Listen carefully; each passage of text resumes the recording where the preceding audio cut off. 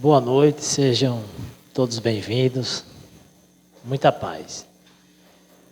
Jesus, que marcou a história da humanidade, dividindo a era antes e depois dele, tão grande a sua importância, disse que sempre que alguém nos ofendesse, a gente perdoasse 70 vezes, 7 vezes. Que se alguém batesse na tua face direita, apresentasse a outra. E se alguém colocasse você na justiça para tomar a sua túnica, desse também a capa. Orar pelos que perseguem, caluniam. Um exemplo de humildade, e ele não falou apenas, exemplificou tudo isso. Então esse mesmo Jesus falou, segundo a tradução que nos trouxeram, aquele que não odiar o pai, a mãe, a família e a própria alma, não é digno de mim. E é bem importante a gente começar a perceber algumas coisas. Será que o texto sagrado, da forma que a gente lê hoje, ele é conforme foi dito? Será que o tradutor conhecia bem as tradições judaicas na tradução? Quando se vai estudar a poesia hebraica daquele tempo, e o hebraico é um idioma pobre, quem disse isso foi o próprio Kardec. Kardec, ele era um linguista. Tanto é que ele escreveu várias gramáticas de língua francesa. Além dele ser um pedagogo em várias disciplinas, uma delas era o alemão. Então ele era conhecedor profundo do francês e também do alemão que ele lecionava. O próprio Allan Kardec, ele vem dizer que é um idioma pobre.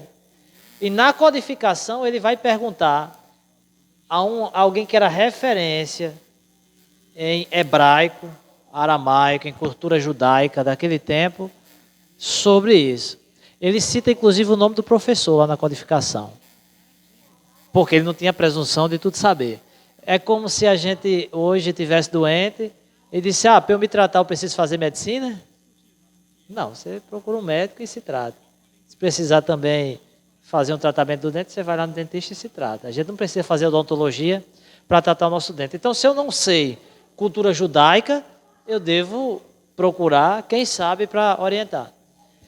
Como era um idioma pobre, algumas palavras significavam muitas coisas. De forma poética, usava-se os opostos para gradar, gradação, amar mais, amar menos.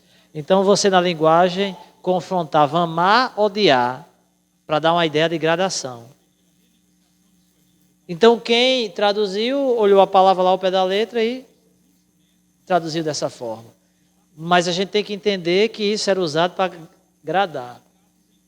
Ou seja, aquele que ama mais o pai, a mãe, a família, a si próprio do que a mim, não é digno de mim. Foi isso que ele disse. Que a gente não pode dar muita atenção àquele apego afetivo demasiado. A grande lição dele.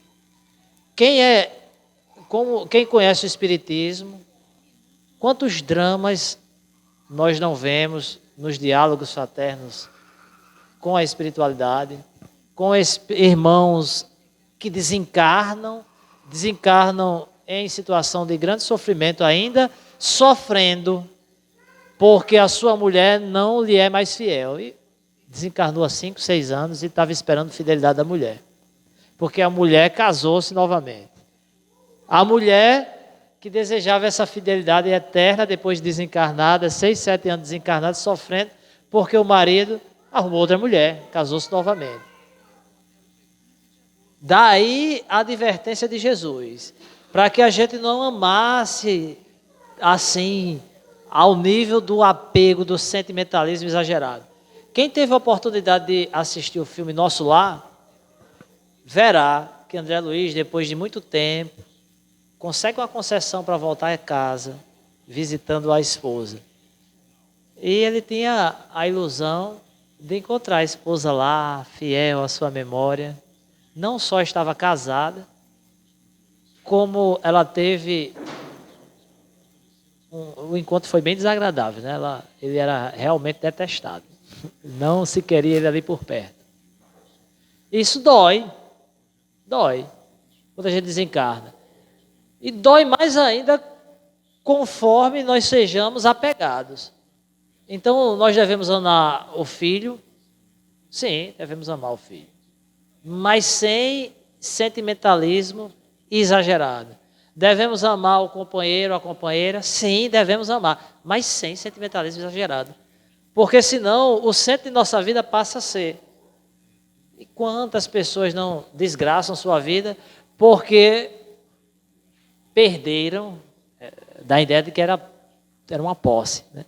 Eu perdi a minha esposa, dando ideia de posse. Ela me deixou. Acaba a vida, acaba o desejo, o trabalho, depressão profunda, como se o centro da vida fosse aquela pessoa que deixou. Aí as pessoas dizem, não, é porque é amor. Confundindo amor com desejo de posse. Isso é uma grande confusão, porque o que é o amor? O amor quer ver o bem. Então o amor, ele sabe renunciar para a felicidade do outro. Há um livro que marcou muito, Ave Cristo.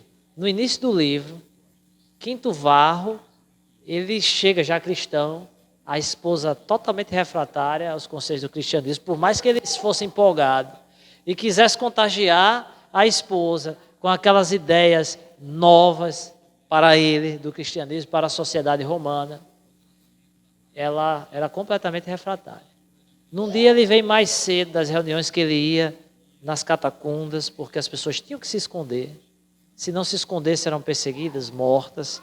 Então, os cristãos iam para os cemitérios para ter um pouco de privacidade e poderem cultuar, aprender sobre Jesus, sobre os seus ensinamentos. Quinto Varro também ia.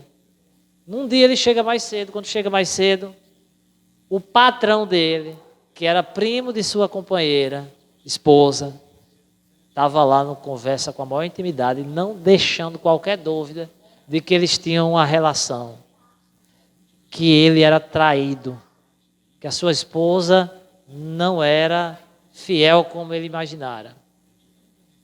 Ele tem uma raiva grande, quer vingar-se, mas pensa em Jesus e sai à procura de consolo. Começa a ver os ensinamentos, vai conversar com alguém maduro, Corvino, irmão Corvino, vai falando, vai escutando, fazendo aquele diálogo fraterno e não dando a orientação que o homem do mundo quer receber. Porque Jesus ele disse, olha, eu vos dou a paz, eu vos deixo a minha paz, não vos la dou como o mundo dá, é diferente. Porque a paz de Jesus é uma paz que fala ao coração, fazendo-nos fortes, moralmente falando, e virtuosos, fazendo-nos empolgados com o processo de evolução, de desenvolvimento, de fraternidade universal e comunhão com Deus, mesmo que venha a adversidade. Mas ele sabe nos fazer gratos pelas menores coisas. Quinto Varro, percebendo aquilo, ele resolve afastar-se da sua companheira, deixando o caminho livre. Afinal, aquilo era uma escolha afetiva de sua esposa. E ele respeitaria. Será que a gente teria essa maturidade espiritual para isso? Está entendendo que amar Jesus mais do que o pai e a mãe está preparado, por exemplo, para ser traído e deixar o leito conjugal sem tanta dor, sem desespero, sem querer matar-se, pensando que a vida não tem mais sentido. Quantas pessoas põem fim ao seu corpo carnal, porque a vida nós não temos esse poder, pelo fim de um relacionamento. Jesus estava falando ao coração destas pessoas. Aquele que não amar mais o seu pai, mãe, irmão, a própria alma, do que a mim, não é digno de mim. Não é digno dessa paz.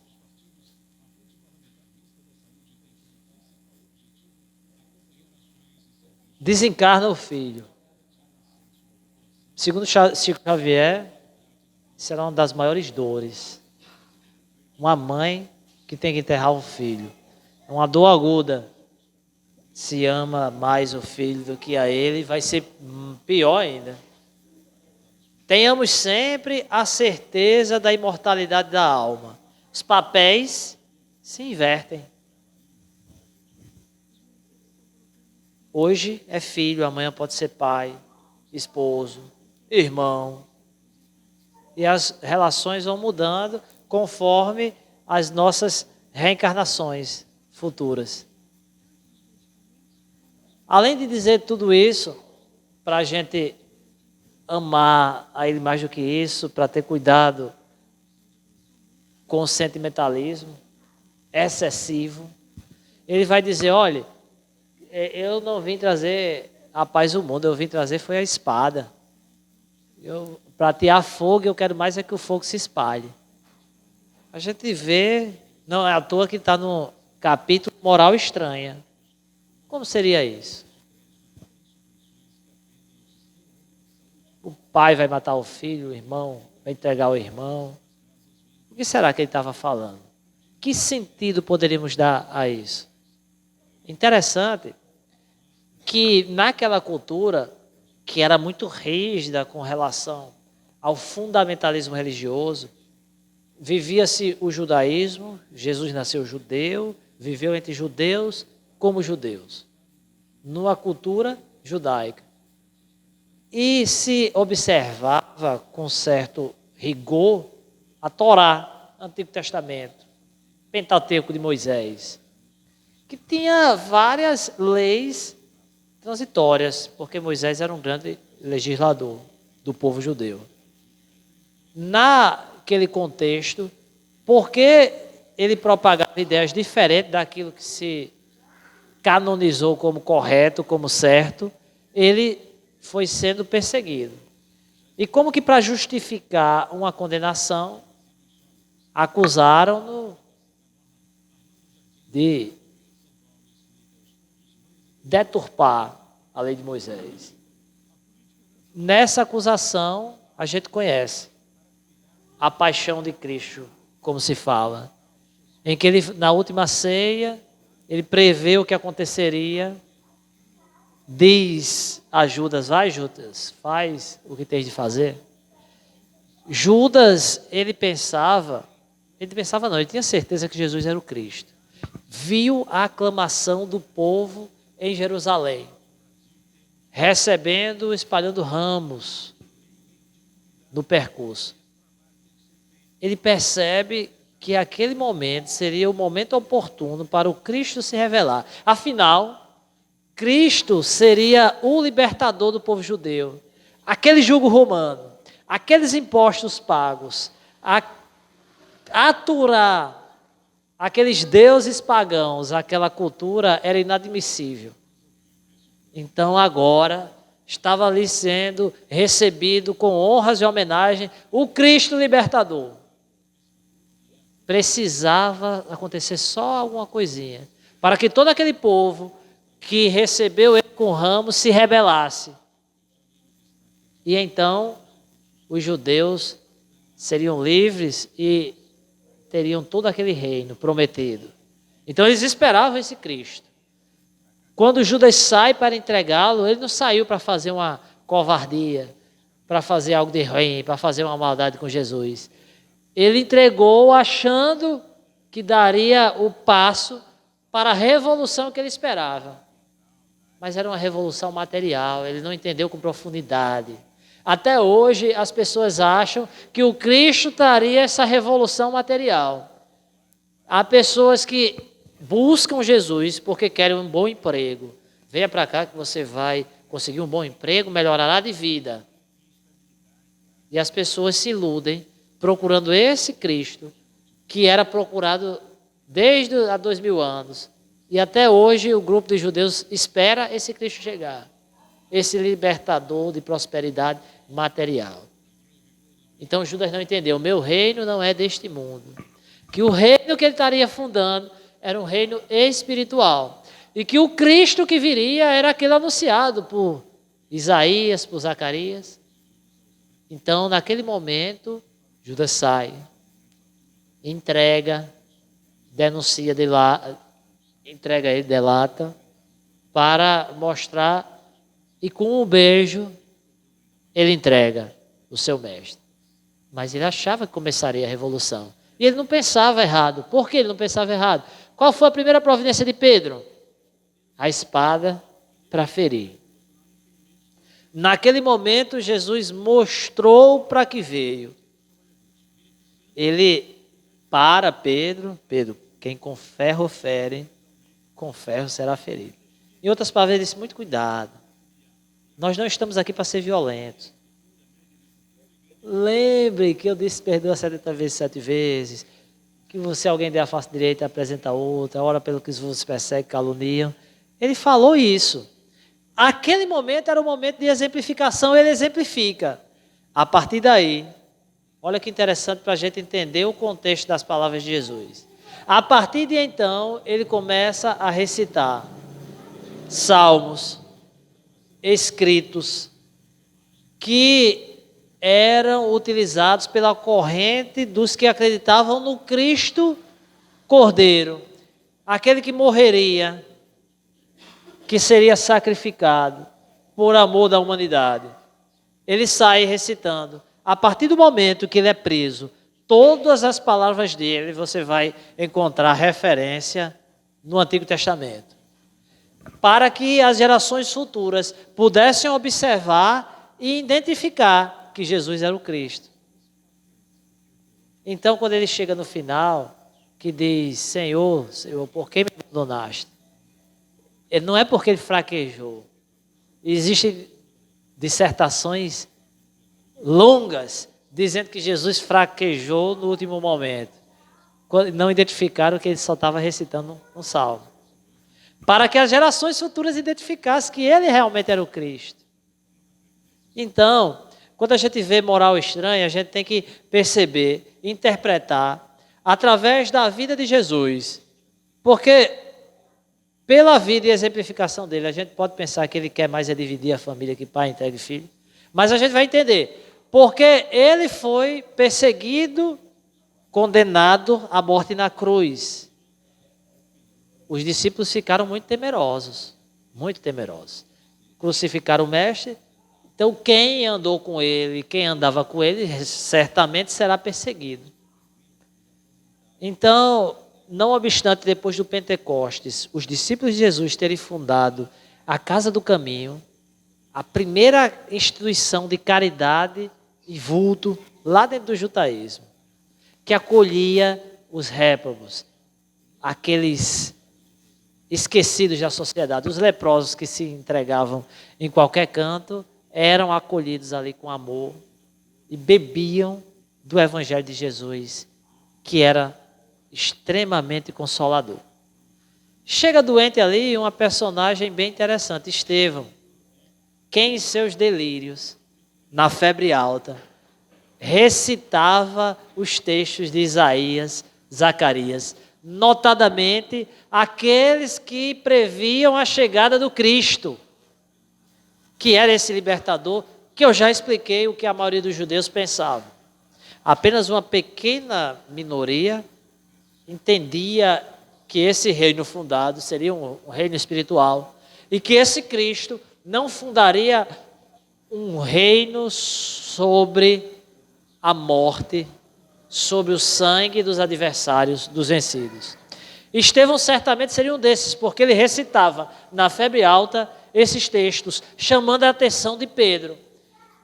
Quando Pedro chega lá, via que ele era profundamente conhecedor dos textos sagrados, e isso impunha muito respeito dentro do judaísmo. O conhecimento da lei. Quando ele fica bom, Pedro vai conversar com ele. Eu percebo que você é judeu. Sim, eu sou judeu, da tribo de Zacá. Que você sabe de cor textos de Isaías, de Jeremias. E quais são os que você mais gosta? Os que anunciam a chegada do Cristo. Porque eu sei, dentro do meu coração, que seria contemporâneo dele. Alguma coisa me fala que eu seria contemporâneo desse Cristo, que eu teria a oportunidade de conhecê-lo, que eu trabalharia em suas fileiras. Suportei muitas dores na minha vida. Quem souber as dores, quem quiser saber as dores que ele suportou, vá ler Paulo Estevão, tá bom? Suportei muitas dores com uma fortaleza aurida nesses ensinamentos. E eu esperava muito encontrar com o Cristo. E Pedro começa a falar sobre o Cristo, sobre os ensinamentos, sobre os milagres. E Estevão vai se enchendo de alegria, os olhos brilhantes. Olha para Pedro, pois diga onde está este Cristo, que eu quero dar-lhe um abraço, eu quero ouvi-lo, eu quero aproveitar o tempo de vida que eu tenho, porque eu esperei por isso, por toda a minha vida. Passei o que eu passei, sem me revoltar, pela fé que eu tinha e esperança de encontrar o Cristo. Mostre-me, cadê? Pedro conta-lhe o martírio. Em lágrimas ele ouve toda aquela narração. Identifica que era o Messias. Quando Pedro vai lhe contando o martírio, ele vai recitando os textos de Isaías e Zacarias que previam aqueles acontecimentos dolorosos. Aquelas lágrimas de desapontamento, porque ele não teria pessoalmente com Cristo, são gradualmente trabalhadas em seu íntimo, trazendo alegria. Porque se o Cristo não estaria mais ali em corpo, certamente estaria em espírito. Porque Pedro não deixou de lhe dizer, que ele disse, eu vou, mas virá um Consolador, que vos fará lembrar todas as coisas. E ele não deixaria nenhum de seus discípulos órfãos. Disse mais, que onde tivesse 2 pessoas reunidas em seu nome, ele também estaria lá. Estevão vai se enchendo de alegria e diz, eu quero conhecer, tem alguma coisa que eu possa ler? Eu quero devorar os ensinamentos dele. Pedro presenteia-o com as anotações de Levi. Ele passa a estudar com bastante empenho. Não só isso, tinha muitos enfermos, muitos leprosos. Ele resolve cuidar com todo amor e carinho. Afinal, não foi Jesus que disse, amai-vos uns aos outros como eu próprio vos amei? Eu quero amar o próximo como Jesus amou. Não tinha medo de contaminar-se com a lepra. Não tinha medo de pegar qualquer peste. Simplesmente ele cuidava com um amor fraternal, chamando a atenção, tendo uma nota em Atos dos Apóstolos, que ele era cheio do Espírito Santo. Jesus curava enfermos e tinha uma palavra arrebatadora, porque até então, os discípulos com medo da perseguição do judaísmo, eram bem tímidos. Eles não ousavam dizer abertamente, nas reuniões públicas, que Jesus era o Cristo. Mas Estevão não tinha esse cuidado não. Afinal, Estevão, ele não cresceu ali em Jerusalém, cresceu em Corinto. Não conhecia essa ortodoxia judaica. Era judeu. Educado em casa, conheceu os ensinamentos. Mas ele não tinha medo de perseguição, que ele não vivia. E além de tudo isso, como dá para se perceber, como ele tinha esse pensamento inato, quero dizer, de que seria contemporâneo do Cristo, certamente ele foi preparado na espiritualidade para participar das fileiras dos que propagariam o Evangelho de Jesus na terra, fazendo com que hoje nós pudéssemos ser cristãos. Então ele, com seu verbo arrebatador, conquista multidões, que são consoladas, que são curadas pelo seu magnetismo impressionante. E muitas pessoas começam a identificar naquele Jesus crucificado entre 2 ladrões, morto como criminoso comum vulgar, como Cristo previsto por Jeremias e Isaías. Chamou tanta atenção que até um futuro doutor da lei, Saulo, vai àquela instituição de caridade, ver com os próprios olhos quem era esse pregador. Ele realmente era muito eloquente, impressionando o próprio Saulo. Mas Saulo estava ali representando a ortodoxia judaica. Queria ver algo errado. E como ele enalteceu tanto esse Jesus, Saulo não se segurou. E disse, você quer dizer que esse Jesus é maior do que Moisés? Isso era uma pergunta delicada. Porque isso poderia ser uma pergunta, sentença de morte. Ele disse, olha, Moisés foi o primeiro. Mas eu não posso negar que Jesus é o Cristo, previsto por Moisés e pelos profetas. Então, Saulo, acostumado com a casuística, com o debate, com querer dobrar na argumentação, instiga.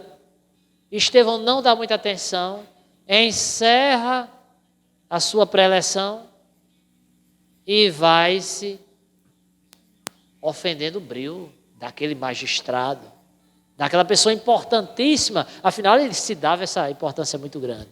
Então Saulo disse, espere, eu não terminei o debate. Jesus ensinou que nós não nos metêssemos em vãs discussões, deu as costas e foi embora. Dali inicia-se a grande perseguição ao cristianismo. E por que eu estou contando isso? Porque quando as pessoas começam a ser presas, torturadas, seus bens apreendidos, em prol de um suposto zelo pela lei de Moisés, pela ortodoxia judaica, aí a gente vai ver pai odiando filho, irmão odiando irmão. Porque vai ver que Jesus não veio trazer a paz, mas a espada, porque quão grande e violenta foi a perseguição aos postulados cristãos. O Saulo, em sua perseguição, ele volta, vai prender as pessoas que ali estavam. Quando vai prender, quem são os líderes? Pedro, Filipe, Tiago, João. Todos esses vêm ser presos, o próprio Saulo à frente, lá naquela casa de caridade, na casa do caminho. Quando chega lá, Saulo se sente mal, porque ele entra e tem uma quantidade impressionante de leprosos. Ora, leproso era levado lá para o Vale dos Leprosos, para não contaminar quem era saudável. Então você chegava ali e via um bocado de leproso, é no mínimo impactante. Impactante porque a imagem não é das melhores. Você vê uma pessoa se deformando, apodrecendo em vida. Pessoas que estavam no estado terminal da lepra. E não só a lepra, porque catalogado como lepra podia ter câncer e várias outras coisas que não tinham cura. E quem acompanhou um caso de câncer até o final de pele, por exemplo, vai entender o que eu estou dizendo. É um quadro que choca aos olhos. Aquele povo que era perseguido, que era excluído da sociedade, estava ali sendo acolhido como irmãos, com toda a dignidade, todo o empenho. Então isso, de certa forma, perturbava os perseguidores. Sai prendendo, um e outro, prende João, Pedro, todos anunciando que eram servidores de Jesus, sem medo. Ele vai, encontra Tiago, lendo a Torá, a lei de Moisés, de joelhos. Tiago, filho de Alfeu, tá certo?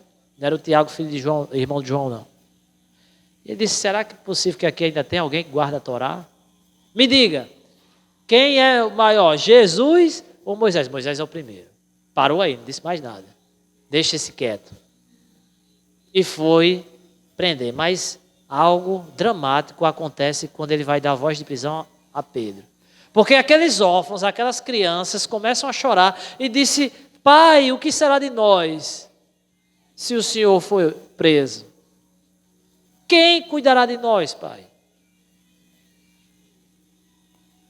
Ele fica um pouco comovido com aquela cena, mas intrépido, mantém-se, leva ele preso.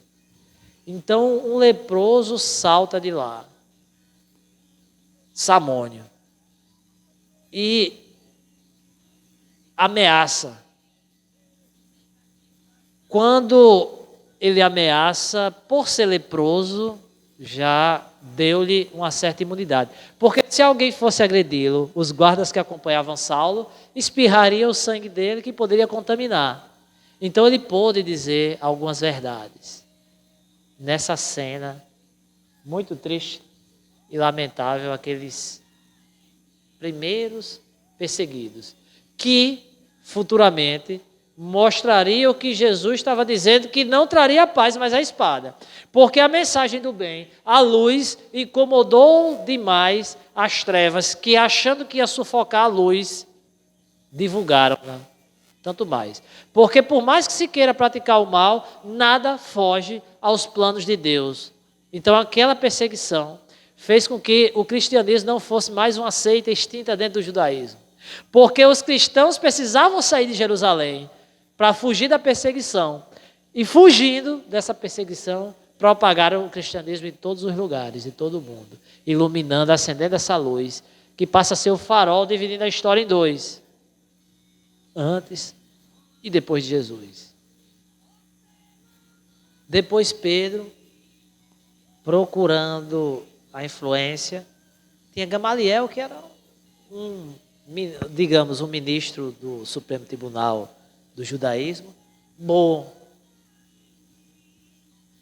justo, correto.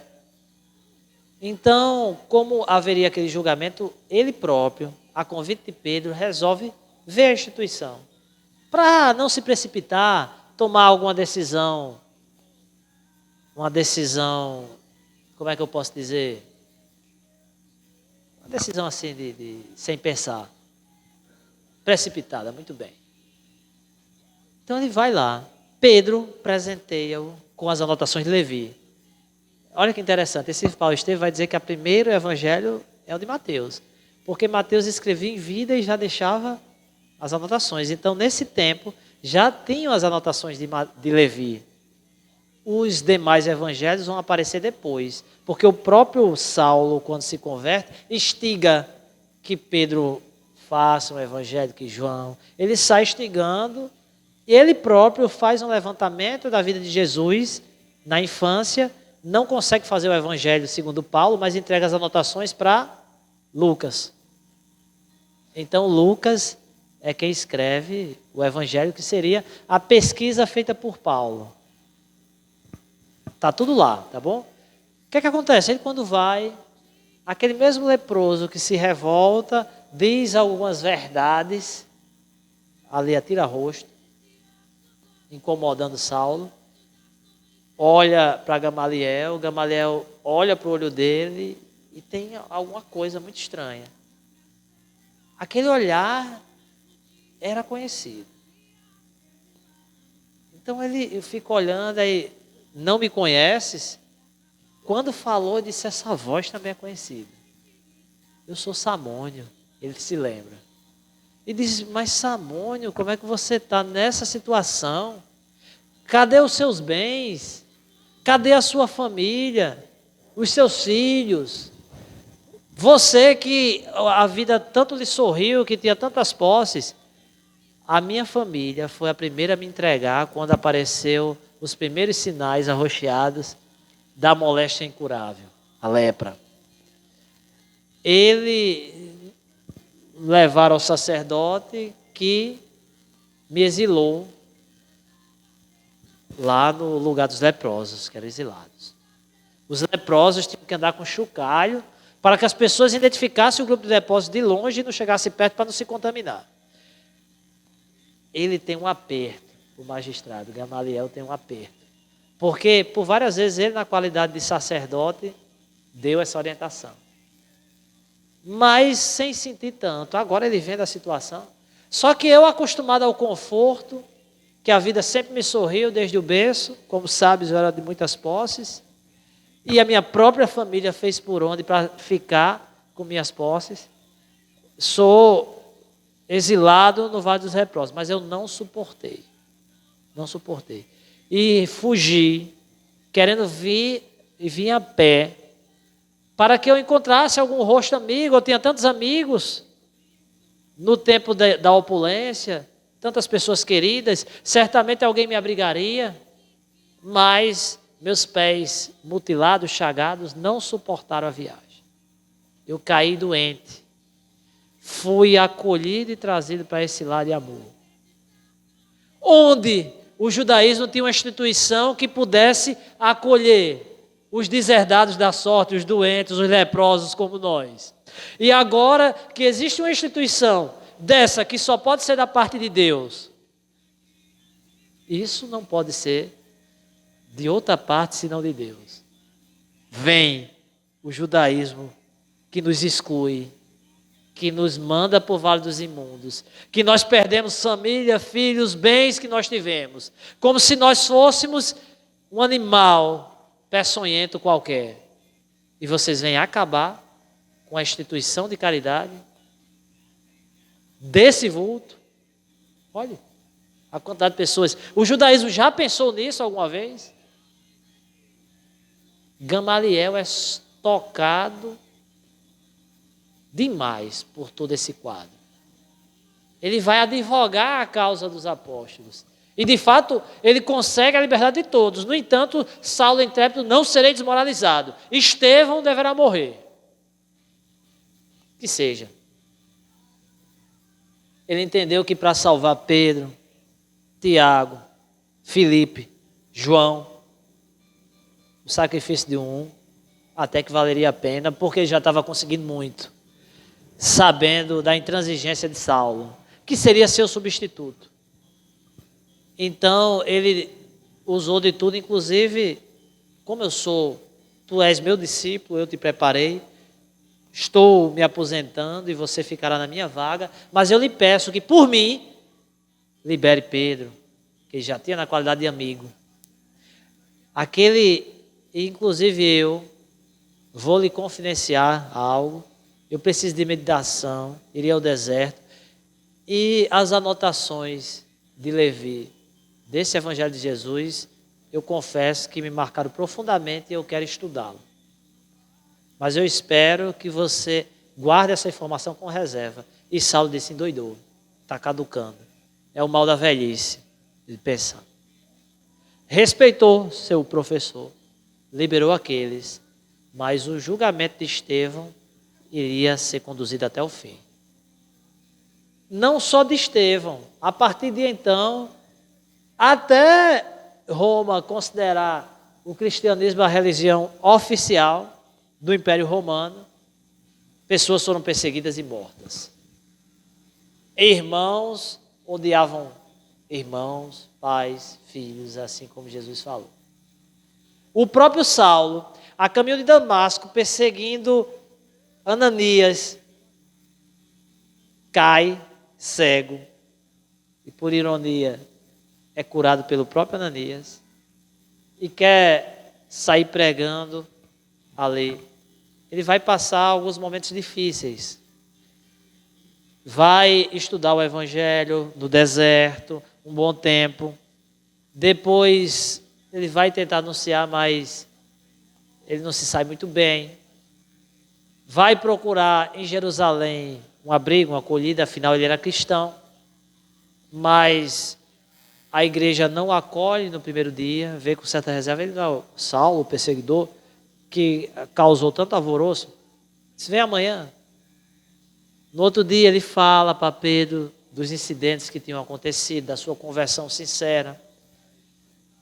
Ele é acolhido, mas depois de um tempo ele diz, olha, era bom que você saísse aqui um pouco de Jerusalém. Ele é orientado, por que você não procura a sua cidade, Natal, Tarso? Então ele vai. Quando ele vai, ele já estava meio doente, sem nada, passando toda privação, né, muito tempo. Procura a casa do pai. Quando ele chega na casa do pai, ninguém o reconhece.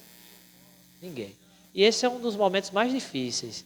E a gente vai entender bem isso que Jesus falou, que ele não veio trazer a paz, mas a espada, o fogo, quer mais é que o fogo se espalhe. Ele procura, ninguém o reconhece, mas o pai vendo de longe, diz, será que meus olhos me enganam? É tu mesmo, Saulo, meu filho. Que coisa boa, afinal de contas, você está curado? E isso foi um dardo envenenado. no coração de Paulo. Porque aquilo era uma alusão à sua conversão ao cristianismo.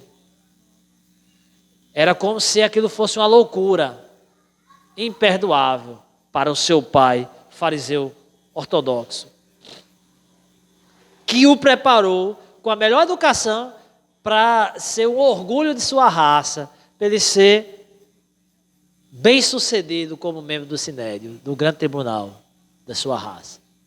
Será possível que estás curado? Estás livre daquela loucura? Aí ele disse, de 3 anos para cá, eu não me arrependo de nada. E começa aquele diálogo difícil. Ele disse, então você quer dizer que você não está louco, que aquela tua conversão ao cristianismo nos envergonhando, sua mãe morreu de desgosto, de vergonha, porque nós passamos a ser motivo de zombaria.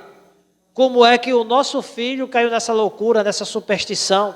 Era discípulo agora de um carpinteiro, crucificado entre 2 ladrões, um malfeitor comum.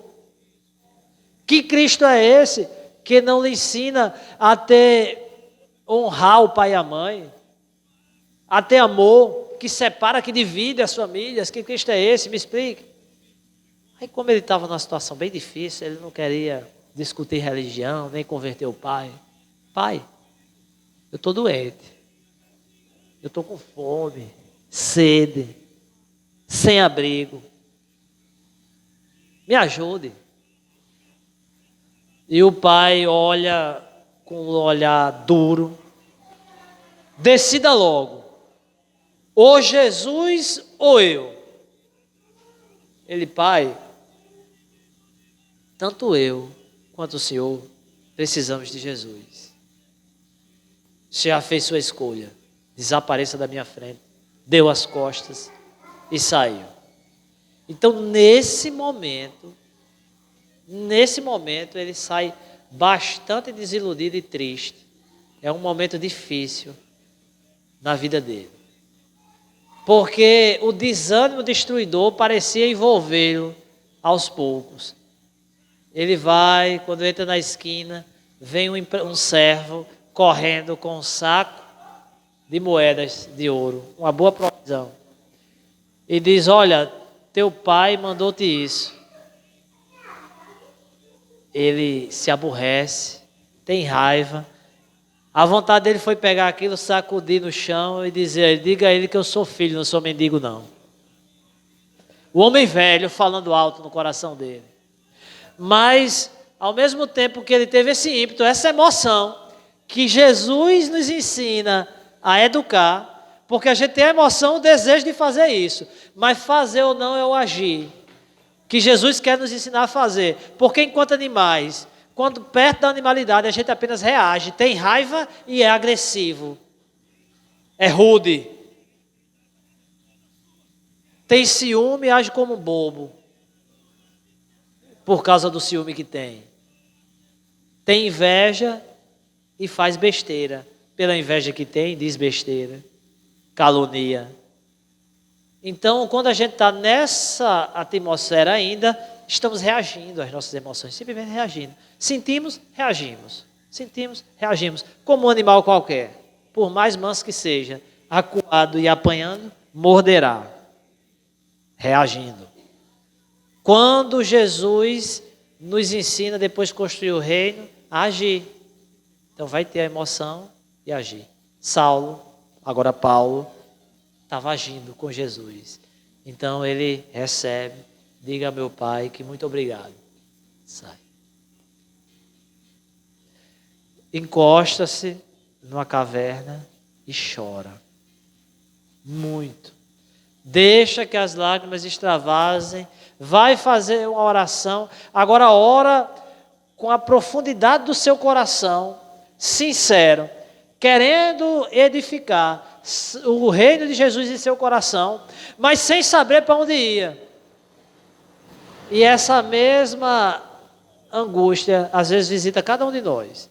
E nós podemos simplesmente nos desesperar, ou fazer como Saulo, entregando a Deus todas essas dores, essas dúvidas, conversando na intimidade, chamando-o de pai. Me ajude, que eu estou precisando. E aí o que é que acontece? Estevão e Abigail, irmãos, Abigail era a noiva dele, aparecem em espírito para ele, consolar. A tarefa nem começou, Abigail, a amada, a noiva desencarnada de Saulo. O trabalho nem começou e choras. Mas, está vendo não o que está acontecendo? Todos esses problemas, perseguição, a gente fala, mas não é compreendido. E disse, trabalha a si mesmo. Ama, perdoa e espera. Com as lamentações dele. Trabalha, ama, perdoa e espera. Mas não é esperar sentado não. Continue trabalhando, fazendo tudo isso. E essa espera é a espera da esperança por um mundo melhor, por esse reino prometido por Jesus, que é edificação dentro do nosso coração, transformando as nossas vidas para sempre. Né? Não é à toa. E me desculpem, mas a música de Roberto Carlos tem que terminar, por inspiradíssima. Mas um certo dia um homem esteve aqui. Tinha o olhar mais belo que já existiu. Sua voz falava só de amor. Todo gesto seu era de amor e paz ele trazia no coração. Essa paz, né, que a gente vai edificar. Começamos, né? Ele pelos campos caminhou, subiu as montanhas e falou do amor maior. Não fundou a igreja não, tá certo? Subiu as montanhas e falou do amor maior. Fez a luz brilhar na escuridão, o sol nascer em cada coração que compreendeu que além dessa vida que se tem, existe uma outra vida além. Entendeu que o reino não é deste mundo? E assim, o renascer. Morrer não é o fim. Tudo que aqui ele deixou não passou e vai sempre existir. Flores nos lugares que pisou. E o caminho certo a seguir. E eu sei que ele um dia vai voltar e pelos mesmos campos procurar, no campo do coração da gente, o que plantou. Para colher o que de bom nasceu. Humildade, paciência, fraternidade, renúncia, perseverança. Chorar pela semente que morreu. Foi lançada, mas não produziu nenhum fruto desse. Morreu sem florescer. Mas não lamentemos, porque ainda é tempo de plantar. Fazer dentro de si a flor do bem crescer para lhe entregar. Quando ele aqui chegar, muita paz a todos.